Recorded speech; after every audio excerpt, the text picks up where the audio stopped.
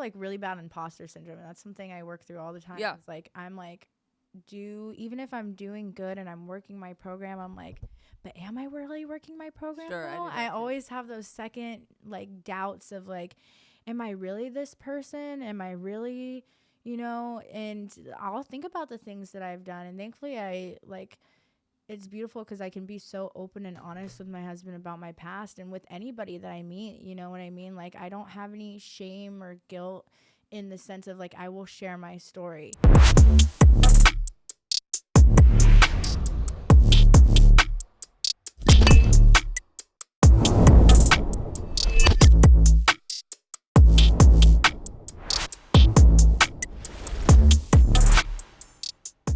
Welcome back to the Hopeaholics Podcast. I'm your girl, Natalie Eva Marie. And I'm Chad Carlson, and you're listening to the #1 addiction and mental health podcast. And you guys, if you or a loved one is struggling, make sure you head to askevamarie.com or chaddick.com and chat with one of our AI companions 24/7. Or text the number right here on the screen. Together, we are breaking the stigma around addiction and mental health. And fighting the fentanyl epidemic. Now, let's get into the episode. Marley May, welcome to the Hopeaholics Podcast. Yeah. I was happy that his last name went with mine because sometimes, it's hit or miss. Yeah. It's hit or miss. So I was like, okay. Yeah, you could really get, you could marry into a really bad last name, and then you're like, whoa. You're stuck with it. Yeah. Did you do that? You're not stuck with it, though. It's true. You can always get divorced. Process. And I'm you just can always, kidding. yeah. That's not good. We shouldn't be No, I don't mean divorce. I mean like changing with your name. these younger people that are happy. Chaddick, I mean. She's happy. Oh my God. Stop it. It's okay to get married and be happy. Yeah, we ended up getting married like pretty quickly. Like it was pretty unconventional. Oh, really? To be honest. Yeah, because my husband, he's in the program. He's been sober since he was 15. Oh, wow. Yeah, and he's 23. So he never even got drunk. I was like, oh my gosh, good for you. You're not missing out on much. So no way. Yeah, he was doing like Adderall at like 15 and just was like really going off the rails, and his mom kind of did like early intervention, got him into an outpatient, and it just stuck. Nice. It just stuck. So I met him at a young people meeting, and at first we were just dating and then got pregnant, and so I was like, ooh, yikes. So then we ended up getting married, and it was like God's plan, I believe. Like it ended up working. He's like a great dad, a great husband. Like we have a beautiful baby boy. So it wasn't conventional. Yeah. We did get married before having the baby. We're like, let's just do it. Let's just get married. Yeah. So our anniversary is February 25th of 2025. So 2/25/25. Oh, cute. Yeah. So nice. I was all 9 months pregnant. Really? Yeah. Got a wedding dress off of Amazon. Was like, this will work. Let's go. That's amazing. I love that. So I know you're, what do you call him? Grandpa. Call him? Opa. Opa? Yeah. It's German for grandpa. Is it? Yeah.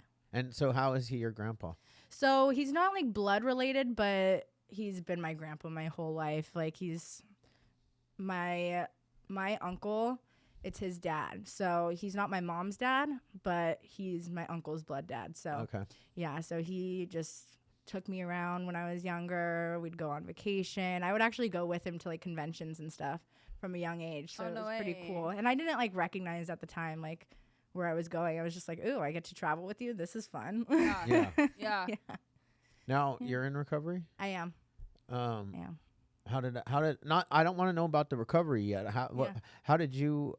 What happened? How did you become addicted?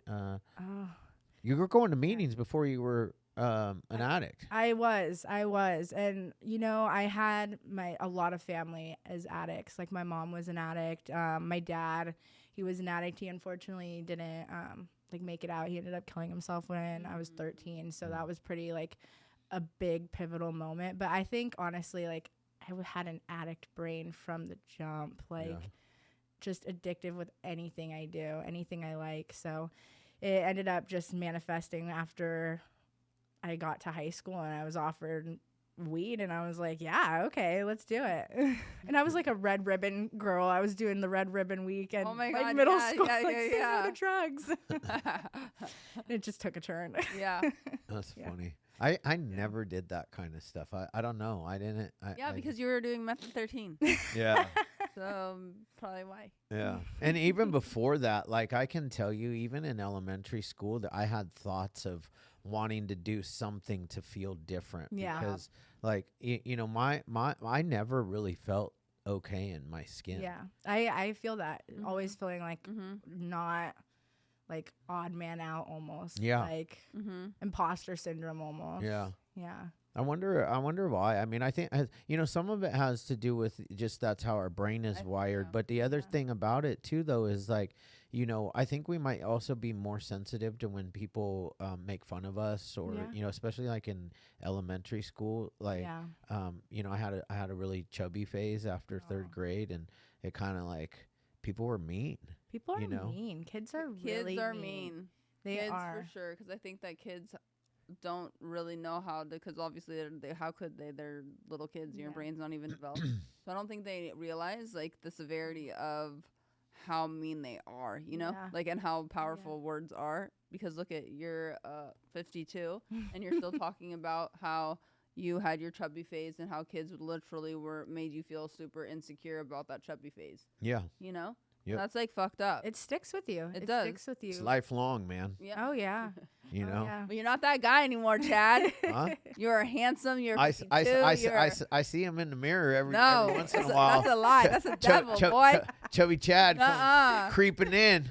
Get a bad angle in the mirror, and I'm like, who's that? There he is. We're gonna change it from chubby Chad to chiseled Chad. There you go. It's all about the perspective. It is. Yeah, right. It's all about perspective. Write your own story. There you at the go. End of the day. So, yeah, I mean, but even like losing your dad at 13, it's extremely traumatic. Oh yeah, it was. And I like knew my dad because my dad was an alcoholic. He was also on meth. And so I didn't know he was on meth, but he would drink in the car with us. Like, I remember this one time I like knocked a beer can out of his hand on accident. He freaked out. Like, he was just pissed because it was like his last beer. He was like, damn it. Like he started doing meth when he was pretty young too. Yeah. 13, 14. Wow. So, yeah, I think it just really took a toll over the years, and he had mental health as well, but yeah, it was a pivotal moment in my life. Like, I had a lot of trauma before that, just from like, cause my mom was an addict, like in active addiction my whole life. But that was like a big pivotal moment for me. Were they together or did they separate? No, so they were together. They were doing drugs when they were like 19, 20. And then my mom was 21 and got pregnant with me. She stopped doing drugs. And then my dad kept doing them. They were like tumultuous on and off. He like denied that I was his baby. Oh my God. And so, but then they ended up trying to make it work, but my dad just couldn't get off drugs. And my mom did for a little bit, but then ended up going back. But do you have any siblings? I have one sibling, but a half sibling. So okay. He has his dad. I had mine. So okay. Yeah. But we grew up together.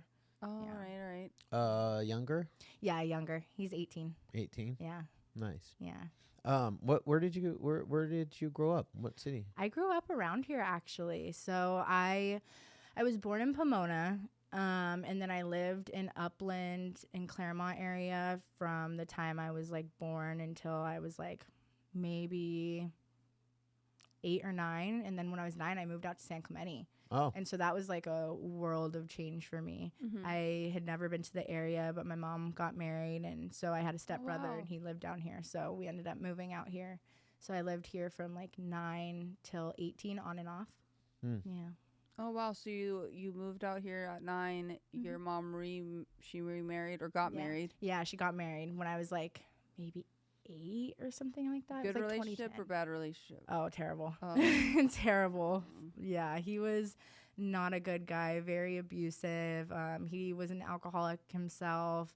Yeah, he was just not a good guy. And he was my stepdad for like 10 years, and he was like my dad, basically, because me and my dad, even when he was alive, we were like on and off relationship. And so he was like my constant, and it was a pretty crappy constant. Yeah.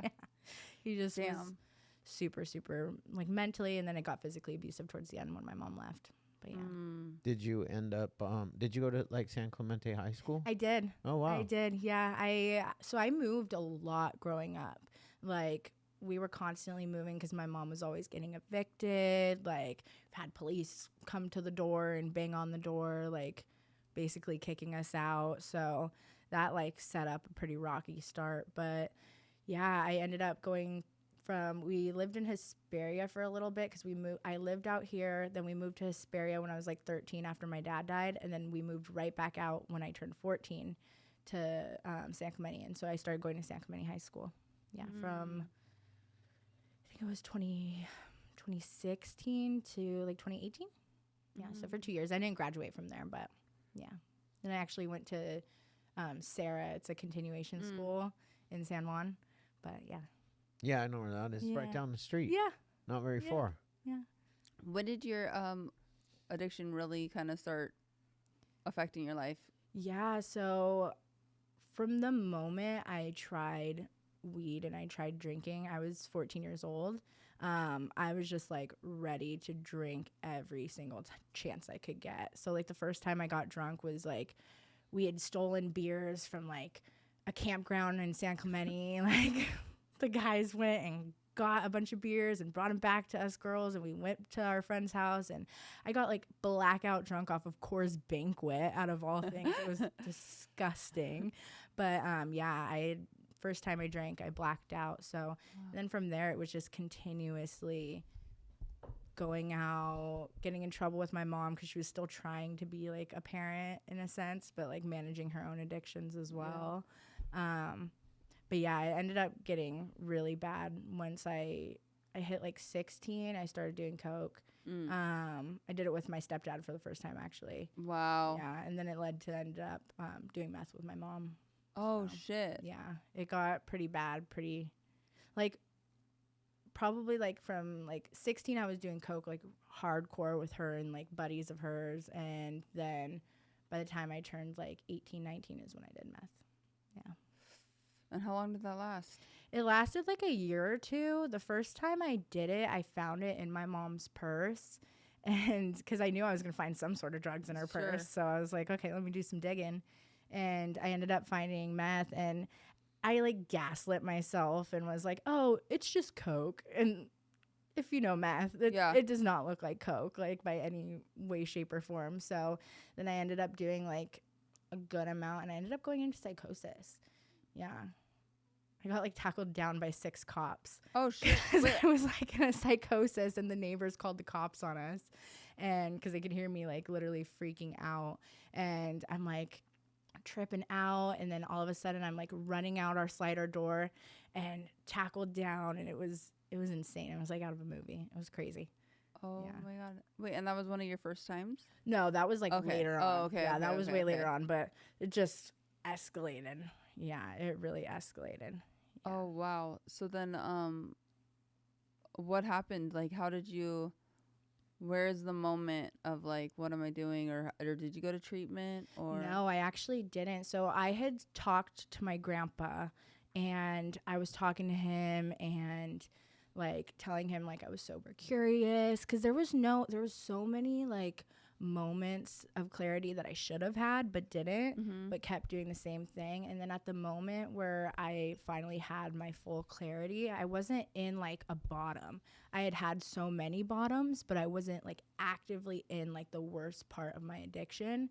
But I just kind of was looking back at all of those bottoms that I had and was like, what am I doing with my life? You know, what am I doing? And so I ended up reaching out to him and my grandma, and at this point I was off of meth. I had gotten off of meth myself, but I was still smoking and drinking. And I ended up reaching out to him, and he introduced me to like Zoom meetings because I was living in the high desert, and I was like had no car. My mom was leaving all the time. I had no means of transportation. And so I started doing Zoom meetings, and I started doing that. Then I moved in with my grandma and started going to meetings in person, and just kept coming back. Yeah. How did you know that there was something wrong? Like, what was it? Was it getting tackled by the cops? Like, this shit is that not wasn't normal. even like, I still did meth after that. Like, that's the insanity, is I still did meth after that. I think it was just like a moment of feeling so unrecognizable. Just really having that feeling of desperation and just not knowing who I am, and just feeling such shame within myself. Yeah. And I got tired of it. And like, I remember this one night, like, thinking about it, and I like ended up praying, and I hadn't prayed in like a long time. And so I ended up praying, and I was just like, I need some sort of help. I need something. And that's when I started talking to Mike, and my grandma kind of like did like, not an intervention, but it was kind of like a, let's get this girl sober. Like, let's get it together. So, I mean, I think that's like amazing that you had at least where to go or where to call or who to call. Oh yeah. Because of probably like your childhood of like going around these things that you probably had no idea at the time, like what exactly was going on, but it kind of stuck into your subconscious. I think your story is awesome because you are married, you have a child, and even your husband, your partner, got sober at 15. Yeah. How old were you when you got sober? I was 21. It was a few months after I turned 21. This episode is brought to you by Wolfpack Bags. This gear is meant for anybody gym, lifestyle, to anybody that's on the move. I mean, I like to say that us here and everybody that tunes in, we're not average. We're always a wolf. They have all the goods that you need, especially for anybody that is looking for a bag to carry their meal prep, a lunch pail, anything like that. They have you covered. So once again, go to wolfpack.com, use the code Hopeaholics, save 10%, and join the pack. Yeah, I've been sober since October 17th, 2023. Good for you. A lot has happened in those 2 years. Yeah. A lot has happened. But yeah, thank God I had done enough research on my getting out and going to bars underage and doing the things that like I did before 21, so that way I wasn't like, well, I haven't done this yet, or I haven't done that. Like, I just done it all. So like, thankfully I was like, okay, I think I've done my research and I'm good on that now. Well, I think that's a huge one, especially for younger people, because I remember when I first got sober, there's a couple guys or a couple like girls and guys in there that were younger than I was, and they had not turned 21. And one of their biggest fears was they were going to turn 21, and then all of a sudden all these thoughts of like, you haven't experienced this, that, or the other, when in actuality they were like running, gunning, and doing all of the things that were already waiting at 21. So there was no real difference. They had already done the prior research. So it is fascinating how our brains like to tell us these things where it's like, what are you talking about? You've like gone to bars, or you went to this, or you've done that. Missing out. You're missing out. Like the whole FOMO thing is real. Oh yeah, especially like with younger, I feel like especially with younger people like myself, like it's so normalized, and especially growing up down here in South Orange County, like partying was so normal. That was just like the every weekend thing, like getting blackout, like I was in high school during like the Xanax pandemic, you know, like it was just all so normalized. And so when I started getting sober, I was like, I'm going to miss out. And then I went to a young people's meeting, and that meeting like had the best fellowship I've ever experienced in my life. It's in Upland. It's the young people is in Upland. It's at Genesis Church. That was my saving grace, truly. Wow. Because I was still like in and out of like, do I want to be sober? Like, yes, I have some days now, but do I really want this? And I remember somebody coming up to me and talking to me and saying, hey, do you like want to go get coffee with us all after? And I was like, oh my gosh. And I had the best time. And it's like a late meeting, so you feel like you're out on the town. Yeah. And so it ends at 10:30, and then we'd be out till like 12 o'clock, like just drinking tea. They're only going to put a young meetings, young people's meeting, because like, you know, when my meeting starts at 7, I'm like, damn. No, I'm like literally not going to a meeting if it's at 7:30. Like that's why 7 o'clock is like, we're pushing it. Yeah. And it better be only an hour. Yes. Yes. Fuck this an hour and a half bullshit. Yeah. And it's an hour and a half. Yeah. So you get a break. And so, but it was like my saving grace. Like it truly kept me in the program and kept me to where, and I remember getting a sponsor and everything that night, and I was just so excited. I remember coming home to my grandma at like 12 o'clock in the morning because I was living with her. We were sharing a bed because she took me and my brother in, and I was like, Mimi, like, this is the best. Like, I'm excited. There's people who are just like me, same age, that are having fun and like have a light in their eyes, and like I want that so bad.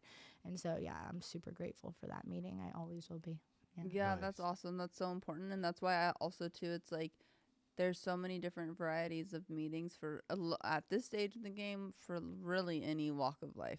So it's like if you go to one meeting and you don't really like it, just keep looking, because there's a variety of, like, from women's meetings. You don't have to go to the meeting that Peter goes to. You know, right? Yeah, exactly. Because that might not be the one you like. It might not be.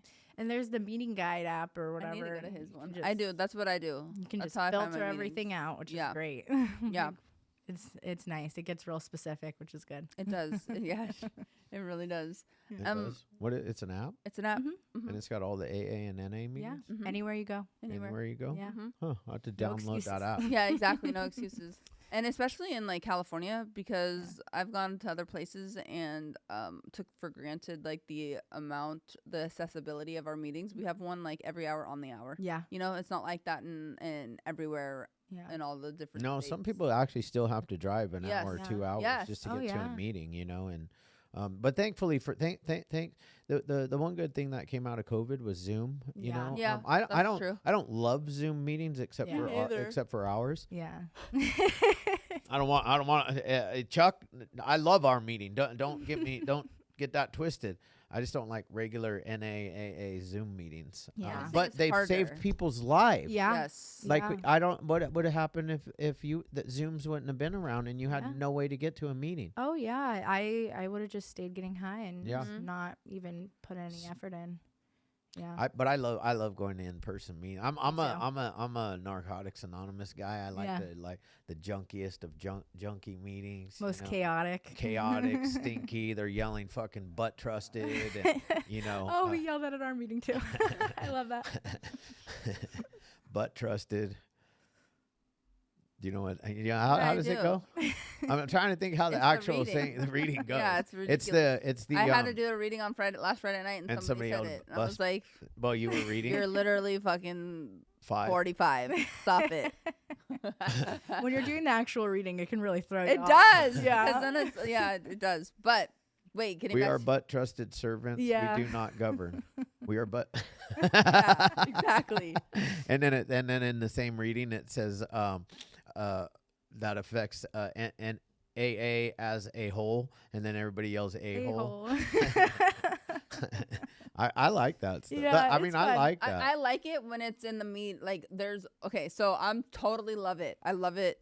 If that's the meeting. If that's the meeting. Yeah. Because I've been to other meetings where it's like very much not that, and then you have this one idiot dipstick that is doing it, and so it seems so weird and odd, and it then seems kind of rude. Yeah. You know? Yeah. Where like you gotta know your place. You gotta know it, because then it doesn't hit as right. I don't just do it at a regular No. meeting. I do it at like my home group. Yeah, and it doesn't hit. Because that's my home group.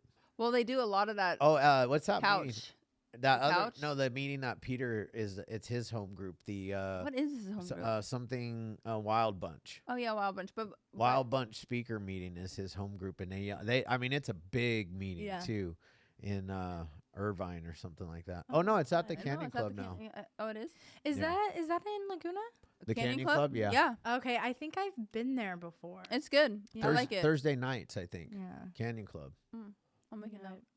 Crash Peter's meeting. Yeah, it might be Wednesday night, but I think it's Thursday nights. I used to go to that one, only when I was in rehab though. So you're forced to go. But here's the thing, you know, I want to because I walked into the rooms of Narcotics Anonymous. I was 22 years old. Oh, okay. So, and like the majority of my adult life, I've been in recovery. Yeah. I've had relapses along the way, but like, you know, it's like I wouldn't have been able to have the life that I had I not found the rooms at such a young age. Yeah. Because if I would have kept going until only, you know, because right now I have 8.5 years. If I'd have kept going until 8.5 years ago, none of this shit would exist. Mm-hmm. You know, not Yeah. the podcast, not my children, nothing. Yeah, it's amazing what the program can give Mm-hmm.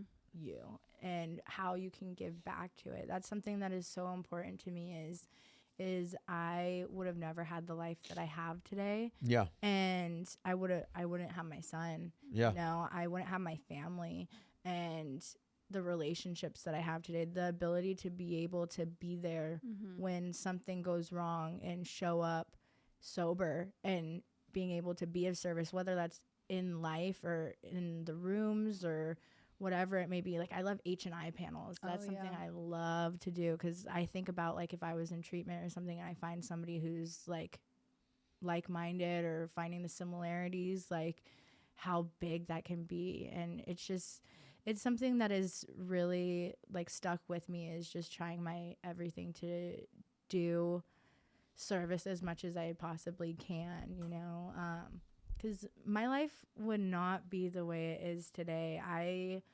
It was just thinking back to like, even like in 2022, I think it was, I was doing meth, like Wow. maybe 2021, it might have been 2021, early 2022, but yeah, I was doing meth with my mom, like just not a care in the world.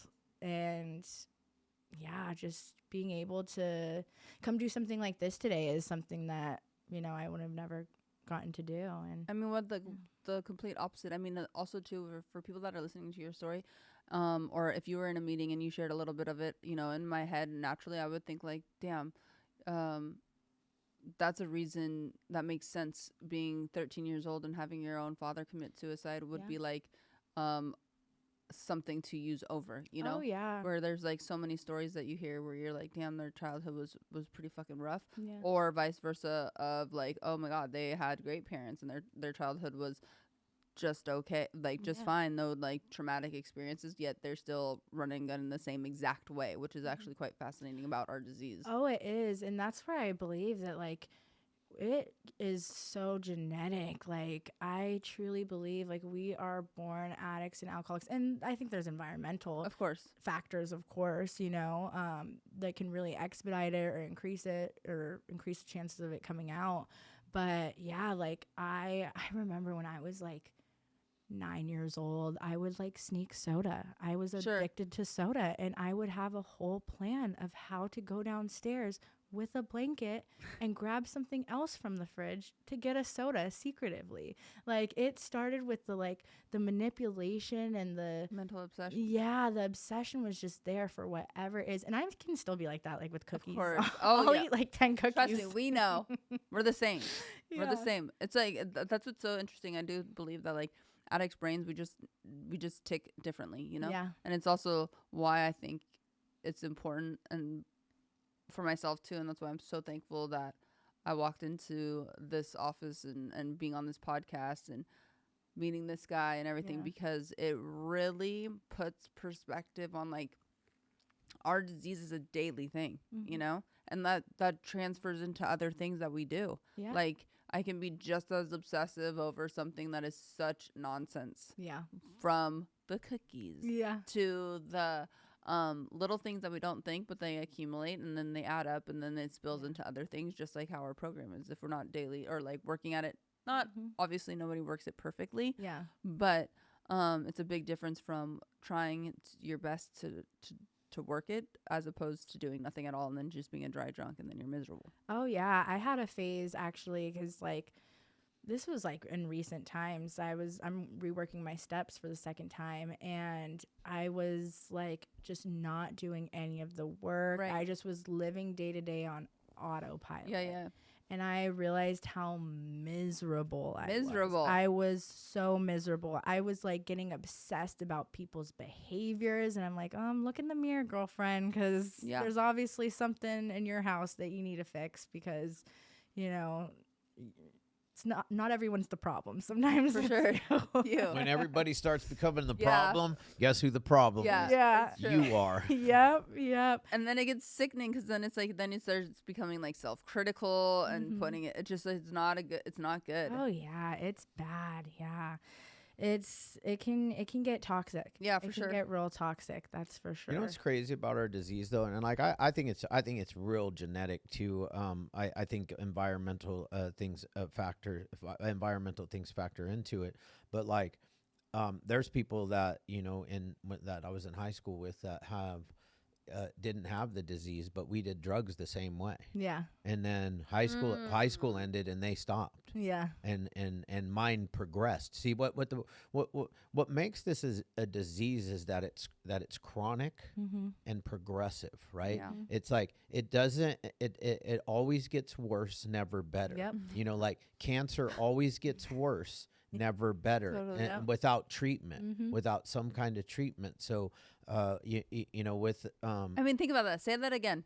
That's like nuts. Yeah. Always gets worse. never better. Never better. Yeah. Like that's nuts. And like if you don't No matter how long you stop. Yeah. no matter, and I'm living proof of that. Me and too. And I sometimes think maybe maybe the reason why maybe God had this whole entire plan of my life way before I even knew it, including because I am somebody who got I usually say clean, but on the podcast I usually say sober. And it's just I've been going to so many NA meetings and I don't want to screw up there versus here. But I think they're both the same though. That's why it's so funny. Not in my meeting, man. We have a clarity statement that you read before the meeting even starts. That we use the word clean time, not recovery. I mean, not sober. Anyways, it doesn't matter on the podcast what you say. Yeah. And it really doesn't matter inside the meeting. It really doesn't. Yeah. As long as you are Because showed up if in pe- there. if people, if like I've been around long enough that if somebody's an asshole about somebody not Yeah, I speaking hate right, that. I'm like, bro, you need Oh, to, yeah, you that need to, happens. you need to step aside It's the because you're worst. possibly scaring away the Yes. newcomer when you do shit like Oh, that. that I happens. hate all when the people get time. like I'm all about people having their meetings and like for like their rules and kind of Yeah. how they like to run their things. I'm good with that. But I've been to so many meetings where it's like so out of control where it's like, dude, Well, take the reason stick why out of your ass. Narcotics Anonymous exists is because addicts got ran out of Alcoholics Anonymous Yeah. in the early days. Yeah. So Oh, yeah. Narcotics Anonymous was formed. So for us to run addicts out of our own meeting is like, Fucked you up. know what? It's Yeah. bro, Yeah. chill the fuck out. Oh yeah, that true. happened at a meeting I was at actually, and literally like somebody ran and chased off the guy because he had gone over the time, and like understandable, he didn't Yeah, know how it worked. sure. It was his very first meeting, didn't even know like barely what the program was, and it was like this guy was just being so rude, dinging the timer as he was talking, and it's like, come on, you can make an announcement at the end, like For sure. this guy clearly needs a Like, he's space not to doing share. well. Like, Yeah, he's totally. yeah, and it was just, it makes me so sad when that happens. But once again, humans, we have problems. Yeah. And that's why we're all in the meeting. Yeah. Trying to do the best we But possibly but can. back to the chronic Yeah. and progressive. I mean, it is, and if left untreated, that we have a fatal disease. Yeah. Oh yeah. And that's why I think that just in my experience and being in recovery, having the disease, how come some of my friends were able to just stop yeah. It's fascinating, huh? and I couldn't, and it's because they actually don't have the disease. Right. Yeah. There's They definitely have a a wiring stop. in the brain. They have a stop button. Mm-hmm. They don't That's have something a we stop don't button. know. I But know. here's the thing. Gas pedal, no brake. Yeah. In recovery, we are unstoppable because we don't have a stop button. Yeah. Yeah. And the thing is that if people can get past their bondage of self, which it clearly talks about in the third step prayer of Alcoholics Anonymous, relieve me of the bondage. There is nothing that we can't do. Yeah. You know what the bondage of self is? What it would be for me? To not do public speaking because it's my biggest fear on my list. Really. And if I don't do it, I am depriving myself and others of my experience, strength, and hope. Yeah. Oh yeah, we can get into our heads, and the selfishness comes in, and the ego.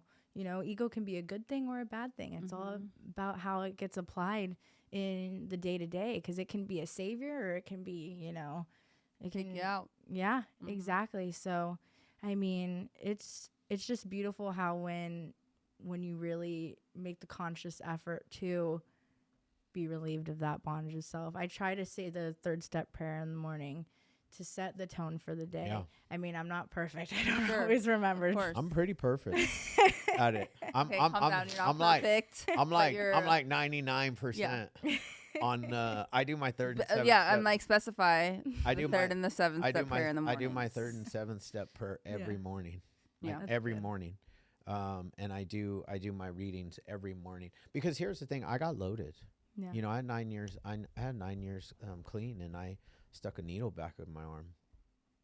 And it was, you know, a terrible 7 years after that. And those 7 years weren't me constantly using, which might have been better for my family than just what I was doing to them. This fucking push-pull, coming back in, you know, half-assing it, doing it for, you know, to make them happy, only to fucking, you know, get them happy just to stick another needle back in my arm to disappoint them again and over and over and over. Yeah. And, you know, like, and what that did for me is it really hurt me inside because I kept letting people down. I kept letting myself down. I knew I was lying. And at the end, I just had given up all hope and was like, you know what?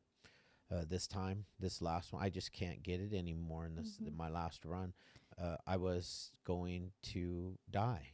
Yeah. And God wouldn't allow me to die. Yeah. Thank God. Yeah. You know, thank God. And that's what I think about is there's so many times in my addiction that I had made so many decisions that really I should have been dead. Sure. You know, like back to the psychosis thing, the amount of drugs that I took, and I had Xanax in my system. I had a whole mixture. Like I should have been dead, really. Yeah, I should have been dead. And, you know, there's so many factors that affected like my addiction, like doing it with my mom. Like that was like something that like, you know, you trust your parent, like you're innately born to trust your parent and everything. And I used to blame my mom. When I first got into recovery, I was like, well, it's your fault that I'm this way. It's your fault, you know, just blame game. And then after doing my steps, I was like, no, I'm the one who decided to snort meth, you know, like, which is a terrible way to do it, by the way. Really just terrible. But yeah, I used to blame. I used to blame my dad committing suicide, you know. It's going to be 10 years since he passed, you know, 2016, April 5th, 2016 was when he passed. And, you know, and like just everything in my childhood, I tried to use it as excuses to continuously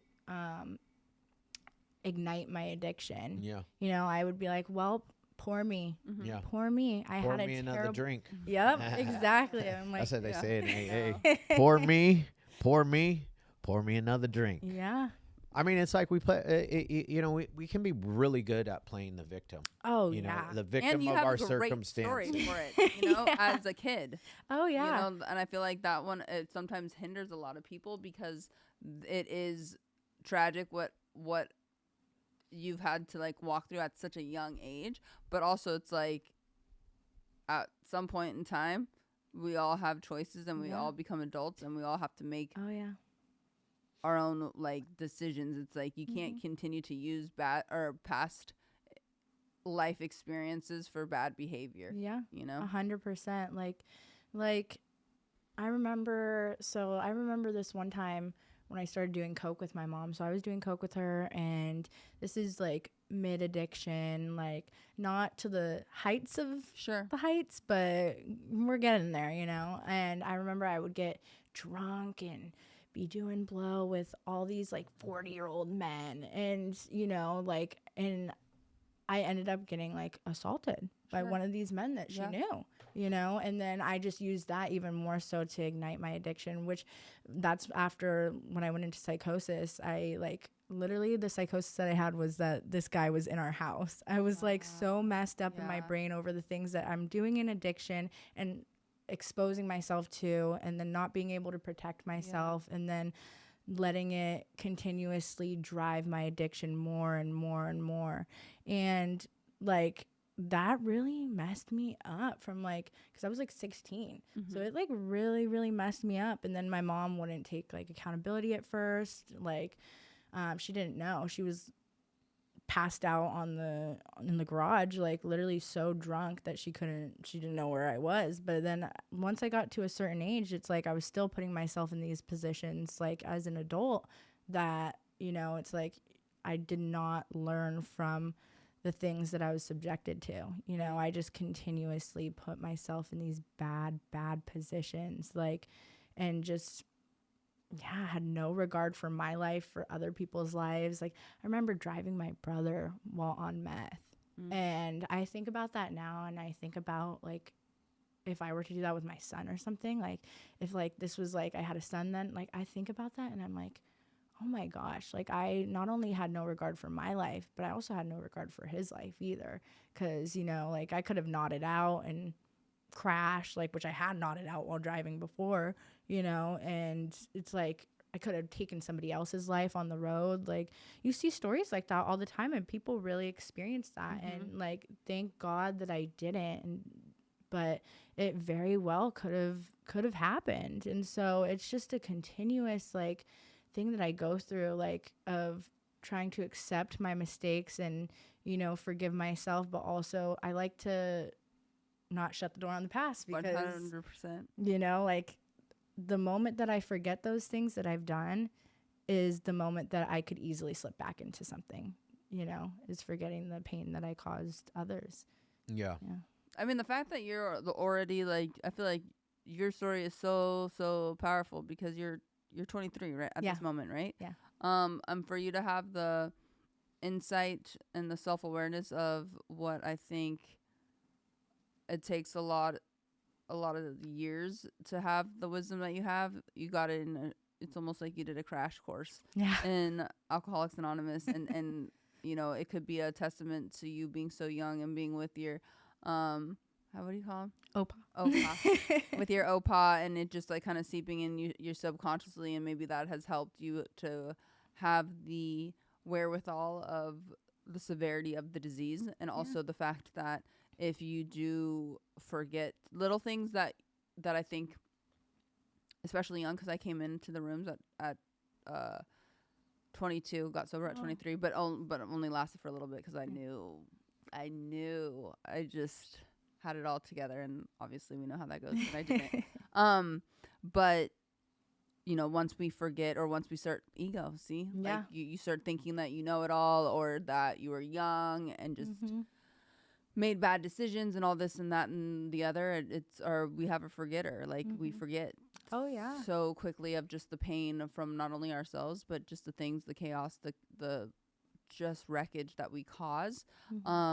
That I think it's so important for young people to really hear your message, because of the things that you did have to walk through at such a young age, but the fact that your life is beautiful today, and you're still young. You're young, you're beautiful, you're sober, you're married, you have a baby, you met your husband in the rooms, like, that's awesome. Oh, yeah. And I think about it. And my mom, she got sober too. Wow. I was going to ask about your mom, but I wasn't sure how I wanted to play that. Yeah, she got sober too. And she actually went into rehab at like when I was like maybe less than 90 days sober. Wow. And she went into rehab, and then she ended up relapsing. Then she ended up, do you guys know Royal Palms in Los Angeles? It's like a rehab out there. She ended up going there and like got sober or whatever, and she is like a beautiful woman today. Like, she's an amazing grandma. Like, that's something that's healing for me too in this program, like being able to watch her be a grandma, because she wasn't a mom. Like, I love her to death, and we talk about it, like she wasn't a mom, like she wasn't a good mom, and that's okay, because now I can watch her be such an amazing grandma, and she can be a good mom to me today. When I was young, I had to accept that, you know, I didn't have parents in the way that some people do, but after coming to that acceptance that like our relationship can change for the better, it took a big 4th step on her. Let me tell you, it was pages long, and I had to double down with therapy on that one too. Let me tell you, it was a lot. But after coming, because I had to go through my stages of anger and, you know, remorse and grief. Yeah, just grieving the relationship that we could have had if she had done it sooner. And I was poor me, like, why didn't she do this sooner? But once I came to that acceptance of I can have a beautiful relationship with her today, it just changed our relationship into something that's even better than it ever could have been. Wow, so I'm super grateful for that. Yeah. Yeah, that's amazing. Good for her. Good for you guys. Yeah, we're a sober family. Yeah, I know, which is wild. It's pretty nice. Yeah, I enjoy, you know, being able to relate with one another. And, you know, sometimes I get sad. Like I went through this little phase the other day where I was having some anger about my dad, about like, why couldn't he? And then I remember, like, you know, he was so lost. Yeah. And he was so deep in his addiction that it was, you know, we either end up in jail or dead, or, you know, institutions. Exactly. Yeah. So, I mean, it makes me so sad that he wasn't able to, you know, end up getting sober. But when I think about what I don't have, I think about what I have. Sure. And that outweighs what I don't, you know. For sure. And also, I think what I'm learning too is like sometimes we have to give ourselves not too much, but a little bit of grace, because it is natural for you to miss your dad. Oh yeah. And feel bad that you know, he's not with us today because of the disease. Even though you understand the severity of the disease doesn't mean that it doesn't hurt any less that you don't have your father to show and walk with you with your new journey in your life. You know. Oh yeah. It's just a matter of making sure that you don't stay there too long, because then that's when things can go kind of dark. It can go south really, really quickly. Yeah. How is it having your partner or your husband being in the program? Oh, it's great. We keep each other accountable. I'm like, you need to go call your sponsor. There's something wrong right now. I need to go call mine. You go call yours. So you guys work different programs, separate programs. Yeah. Do you go to meetings still together sometimes? We do. Because the Friday night meeting that I go to, that's the one that I met him at. And that's how cute. Like special. He actually gave me my 30-day chip.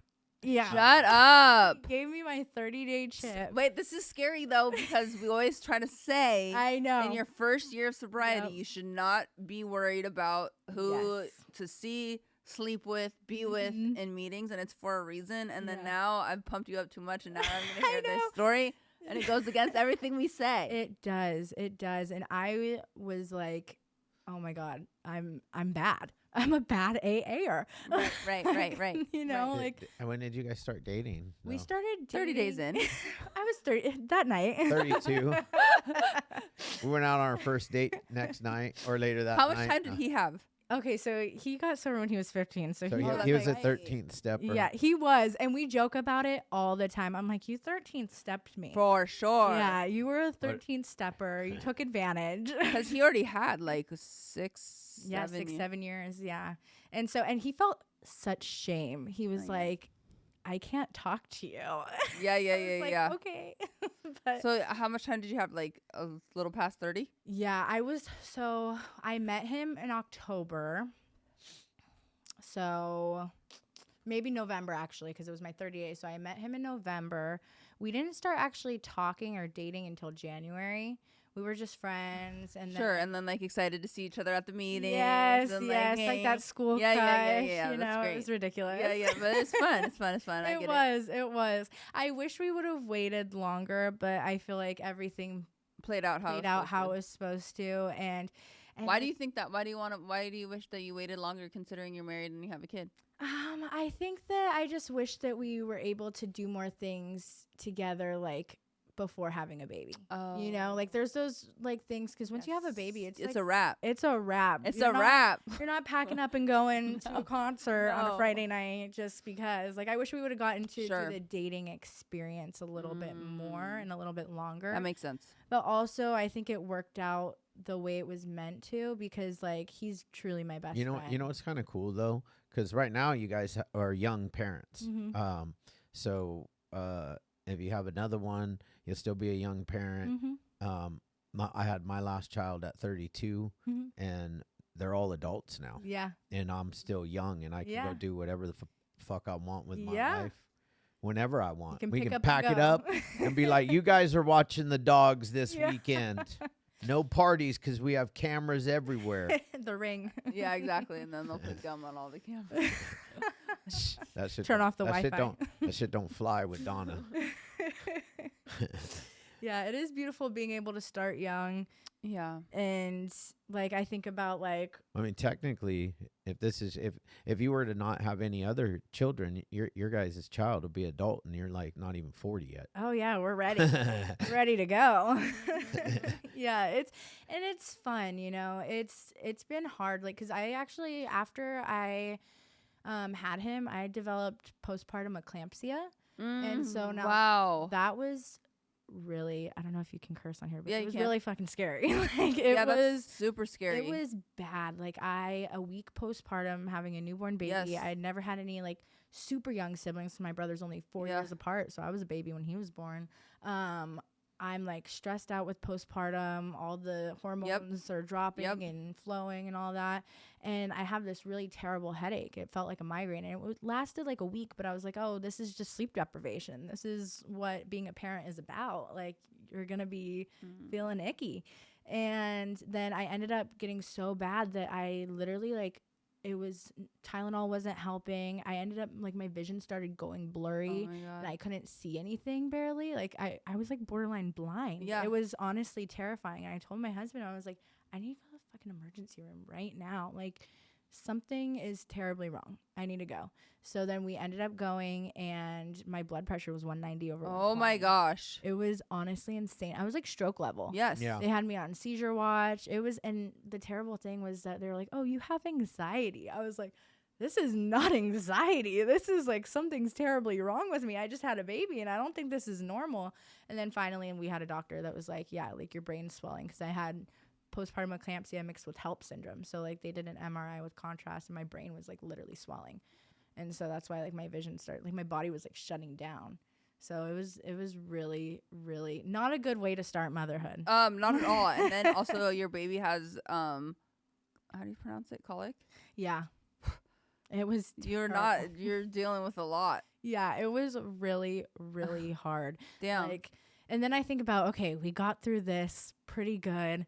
This is a really hard time. I feel like we can take on anything now. Yeah. Like we got through the hardest. There's probably going to be a lot more hard things that come, but thankfully we were able to come closer together rather than farther apart. Oh yeah, throughout that's so true. Which was hard because I mean, realistically, we did not know each other that well. Like in the big scheme of things, when we had to get to know each other real quick. So thankfully we meshed well, and we have our beautiful son, who's literally like the happiest baby now. Oh wow! Thank God. Yeah, right. If he still had colic, if colic lasted to this You'd long, be I going would die. crazy. Yeah, I've heard like horror stories of the baby just like it will not stop, and the moms are damn near. Yeah. Yeah. And you get like in postpartum, you get like these intrusive thoughts and stuff. And it's like the trippiest thing. And also like the hospital like told me, like, they were like, you're at risk for postpartum depression because your dad killed himself. So that heightens you. And I was like, what? Like, why are you telling me this? Because I have to give like full history. Sure. And they had like a nurse come in, and I felt attacked. I was like, excuse me, like, why are you coming in here hot like this? Right. I feel like too, though. I mean, I know that I feel like there's two schools of thought on whether they should or shouldn't tell you stuff like that, because words are powerful. And you could put yourself into postpartum depression because you think that's going to happen. Yeah. So I'm like, maybe they should just do it, note it in your file, and be like, okay, she's high risk, but or tell your husband or something. Or just watch for these signs, but don't say anything to her. Yeah. because it can Then manifest. then they're asking your husband to keep a secret, which some women are You're crazy. right. Like, could you imagine if Emily's husband kept a secret from her? Oh my She'd be God. in prison. She could kill him. I just want to be clear. Emily doesn't have a husband, but I'm just future husband, I should have said.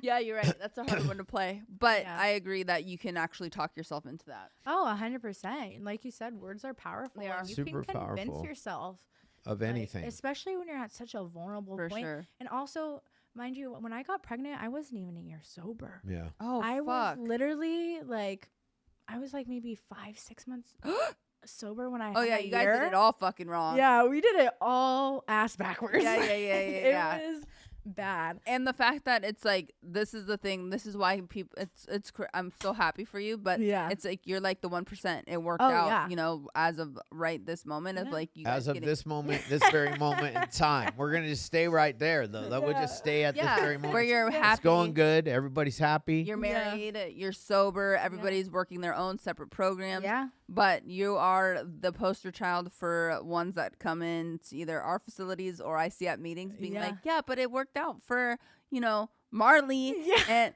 Marley Like, May- don't reference me. Don't reference me. It worked Right, out right, for right. Marley May. Well, it ain't gonna work out for you. Let me tell you, because if it worked out for Marley May, she's 1 in 1,000. right. It's So- true. It's true, though. It's true. It is. It's very rare, but it is possible. It could have gone one of two ways, and I'm very thankful. And I do think that I attribute that, like, I was so done and so tired by the time I came in, and thankfully I met someone who was a decent enough guy. And he had mad time too. Yeah. And that does help. Yeah. It's not like he was But coming in. but normally, ladies, red flag Yes. if dude's got fucking 7 years. Yeah. And he's trying Don't to do slide it. up. Slide up in your It DMs. Ignore at all costs. Again, another 1%er. Yeah, it like is. not. I It mean, is. even more like 1% of the 1%. No, yeah. Because like It's Yeah, that's true. I was older when I and I was like sober 4 months sober, and I married my wife, and she was like I don't know 5 months sober. Not saying she has the disease, but she had just quit drinking for a while, and yeah, I mean, I wouldn't want anybody to have to go through what we went through to get to where we are today. No. yeah. You know, because like it was like It's nightmarish. it was a nightmare it for doesn't have to her, for be. me, Yeah, I primarily agree. for her, but you know, because like I got loaded. Well, again, and for Yeah. you you too, know? because think about how much, even to this day, it creeps up a little bit until you tell it to go away.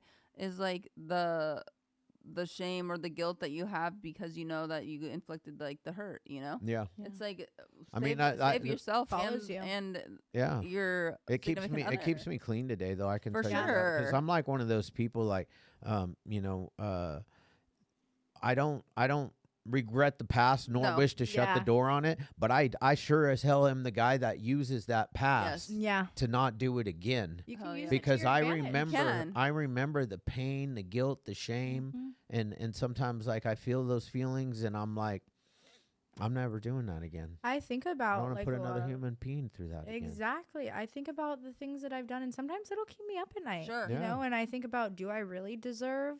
I have like really bad imposter syndrome, and that's something I work through all the time. Yeah. It's like I'm like, even if I'm doing good and I'm working my program, I'm like, but am I really working my program? Sure, I well? do that I too. always have those second like doubts of like, am I really this person? Am I really, you know? And I'll think about the things that I've done, and thankfully I like. It's beautiful because I can be so open and honest with my husband about my past and with anybody that I meet. You know what I mean? Like, I don't have any shame or guilt in the sense of like, I will share my story, but then that shame and guilt that I do have follows me at night. Yeah. You know, when I Mhm. and that's where I have to inventory, and that's Yep. where I have to keep on my toes, because like you said, like if you stay stuck in that dark place for so long, it can take you out. That Mhm. alone can take you out. Mm-hmm. Yeah. It's crazy because and Emily and Chad hear me talk about her all the time, but I can't help it because I love her. Is Joyce Meyer, and she makes a really solid point because I think a lot of us as humans, we walk around sometimes repeating the negative thoughts in our brains about things that we've done in our past. And it could be the same exact thing that we tell ourselves over and over again, right? It could be just like, I should have never went to that party. And then you're just constantly like reiterating or retelling yourself the same thing over and over again. And then, you know, you do your 4th step, you do your 11th step, you are giving it away essentially. You're writing it down, you're telling another person, your sponsor or a priest or whomever you think that you're okay with, and you're giving it away, and then you're asking God to remove it and to like let it be. Yeah. That's all. That's it. So like she mentioned it, I was listening to her the other morning when I was getting ready, and it's so powerful because it's like, why God has already forgiven us. We've already said it, our 4th step. We've already done our 5th, 6th. We take our nightly inventory. Or I don't take a nightly inventory all the time, but I try to do an inventory, you know, and then give it away. God is already done with it. Like, you're good.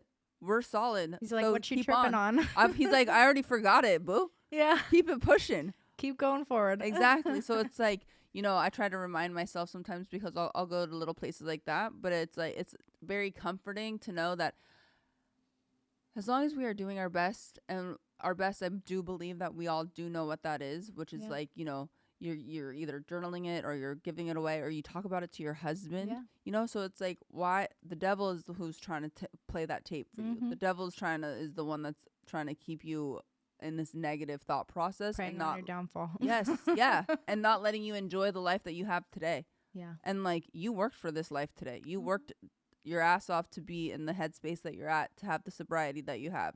And all the good things is you and God in my eyes. Oh, yeah. And something that helps me, too, is, like, I think about, like, okay, like, I made the conscious decision with the help of a higher power to go to a meeting and to stay sober and to continue that path. Even if I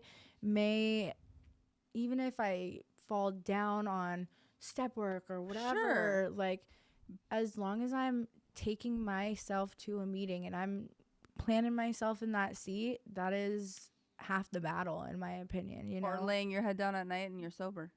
Fuck all the other work. It's that you didn't pick up a drink or a drug. That's a win. Oh yeah. You know, it's like little 100%. Wins, little baby wins like that. We just want to be. We're perfectionists. Yeah. A lot of alcoholics and addicts are trying to be like, I want to do this perfectly, and then if I'm not doing it at all, everything's fucked off. Yeah. You know? When it's like, no, just like the little things. You know, if you got to a meeting, awesome. If you didn't lie today, great. If you actually were kind to somebody else, even better. Yeah. You know, I was able to not pick up and use and not to get behind the wheel intoxicated or, you know, under the influence of some type of drug.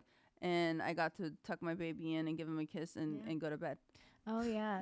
And that's something, too, that, like, really fuels me is, like, my son hasn't seen me, like, be in active addiction, but I saw my mom go through that. And, like, I think I try to remember the pain that I was in growing up, and I try to, like, remind myself, like, do you want him to be in that pain? And, like, I try to keep myself, like, remembering that because, you know, that's something huge for me is I want to do everything I can to break generational curses of addiction in my family. And he could get the gene.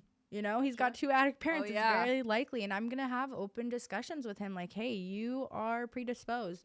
You need to watch it. He's going to grow up probably going to meetings. He's gone to my Friday meeting. Yeah. You know, he's going to grow up around the program. So hopefully I can do my best, you know, and if he does end up using or drinking and it gets to a problem, at least show him that there is a better way that can help you not have to live so, like, crawling out of your skin. And sometimes I still crawl out of my skin, and for sure. You know, that's just how it is. But knowing that there are tools to be able to use and are easily accessible, and he's just like my everything. He's the cutest baby. He really is. And I say that because I'm his mom, but he really is just the cutest baby there is. Like, he was a big boy too. He was 8 pounds 10 ounces. Oh damn. Before we wrap this up, I wanted to ask you, what would you tell the other young people that are out there struggling, that are actually looking for help? Like, what do you have to say to them? I would tell them, find a young people's meeting. Find a young people's meeting, because that is what saved my life. And know that social media and all the out there of like how normalized drugs and alcohol is, and how like if you feel that you are not normal, you probably aren't, and you probably need to get to a meeting. And like there's so many fellowships and everything, and find your people. And if you don't find one you like, try again, you know, just try again. Because there's something out there that will really relate with you. And like even like this podcast, like I'm sure that there's some stories that relate with some people that might not relate with another, or vice versa. And just like keep finding the resources, because thankfully we live in a day and age that there's so many resources so easily accessible. And just believe in yourself that you can do it, because you can with the help. Yeah. Perfectly said. And you know, it's like this life, this like, it's actually, you know, y'all could take it from me, because like I've lived every life that I've lived, the addict, the partying, and all of that, and like this is the best life I've ever lived. Yeah. And you know, today, at this very moment in time, there is nothing that would take me back to a drink or a drug. Nothing, including the death of a child. I wouldn't want to experience that any other way than this, you know. And it's like, hopefully people can get past. Yeah. The hardest day sober, the hardest day sober is like my easiest day in addiction. Yeah. Like I would rather have hard days sober than easy going days in addiction, because it wasn't easy mentally. It was never good. You know? Yeah. Well, thanks for coming on the podcast. Thank you for having me. Congratulations. Thank you. A shout out to your husband. No. Oh, I was shouting out her husband. Oh, well, we'll shout out him too. But he was on our podcast. We saw him at your dad's birthday. Yeah. And he's amazing and does the deal. He came to my dad's birthday. Awesome. At I think he got there at like 11:55, and the party didn't start until what time? 4. Wait, are you 4. serious? Yeah. So he just kicked it in your house? No, he went to the beach and did some stuff. But he came to your house at 11:55? Yeah. That is hilarious. That is hilarious. Oh, that was a good one. Shout out to Mike. Yeah, shout out Mike. And shout out to your husband and everybody, and your mom. Nobody can ever say his last name right. I think it's Schaub. Schaub. Yeah, I used to pronounce it Schaub. Everybody. I think I still do. Mike Schaub. Yeah. No, it's Mike Schaub. Yeah. Yeah. It ain't Schaub. Shout out to your husband. Yeah, he's actually waiting in the car with my baby. Oh my God, they could have came up. They could have came up here. I told him to go get lunch or something. I didn't know. So I was like, oh my goodness, they could have came up and sat on the couch, or if you wanted them in here. Oh my goodness. I didn't know if he was going to be grumpy, happy. He had garlic last night, so his stomach was not happy. Oh, I'm sure. Well, thanks for coming. Yes. Thank you so much for coming. Yeah, of course. Thank you guys so much.